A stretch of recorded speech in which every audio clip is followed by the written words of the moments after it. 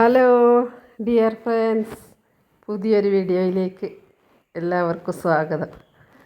ഇന്ന് ഇവിടെ ഒരു കാച്ചിൽ കിളക്കുന്ന ഇതാണ് ഞാൻ നിങ്ങളുമായി പങ്കുവയ്ക്കുന്നത്.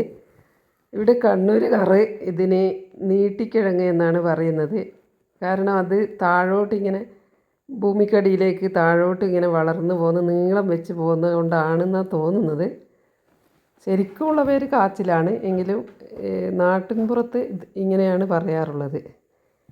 അപ്പോൾ ഇത് കിളക്കേണ്ട സമയമൊന്നും ആയിട്ടില്ല.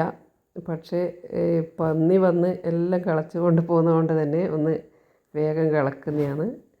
ഇത് ഏകദേശം കുറേ കൊത്തിയെടുത്തതിന് ശേഷമാണ് ഒരു ചെറിയ കിഴങ്ങ് കിട്ടിയിട്ടുണ്ട്. അപ്പോൾ ഏകദേശം ഇതിൻ്റെ മണ്ണൊക്കെ നീക്കി കഴിഞ്ഞിട്ടുണ്ട്. ഇനി ഒരു പാര കൊണ്ട് ഒന്ന് തിക്കി എടുക്കുന്നതാണ്. നമുക്കതങ്ങ് വരുമോ എന്ന് നോക്കാം. കാണാൻ നല്ല വലിപ്പമൊക്കെ ഉണ്ട്. ഇത് കഴിഞ്ഞ വർഷം കിളക്കാൻ പറ്റിയില്ല, അതുകൊണ്ട് തന്നെ അതിൽ കുറച്ച് പഴയ കിഴങ്ങും കൂടി ഉണ്ട്. അതെല്ലാം പോയിട്ടുണ്ടാവും. ഈ പ്രാവശ്യമുള്ളത് മാത്രമേ നമുക്ക് ഉപയോഗിക്കാൻ പറ്റുള്ളൂ. പിന്നെ ഏകദേശം ഇങ്ങനെ വരാനാവുന്നുണ്ട്. നല്ല വലിപ്പമുണ്ട്, നല്ല വെയിറ്റെല്ലാം ഉണ്ട്. കിട്ടി, കണ്ട, ഒന്നും പൊട്ടോ പൊടിയോ ഒന്നും ചെയ്യാതെ കിട്ടിയിട്ടുണ്ട്. നല്ല വലിപ്പമുള്ള കാച്ചിലാണ്. അപ്പോൾ ഈ കാച്ചിൽ പുഴുങ്ങിയിട്ട് കഴിക്കാനൊക്കെ നല്ല ടേസ്റ്റ് ഉള്ളതാണ്. അതായത് ഇതിൻ്റെ മോശം കിഴങ്ങൊക്കെ കളഞ്ഞിട്ട് ബാക്കിയുള്ളതാണിത്. ഇനി ഇത് മണ്ണൊക്കെ കഴുകി വൃത്തിയാക്കണം.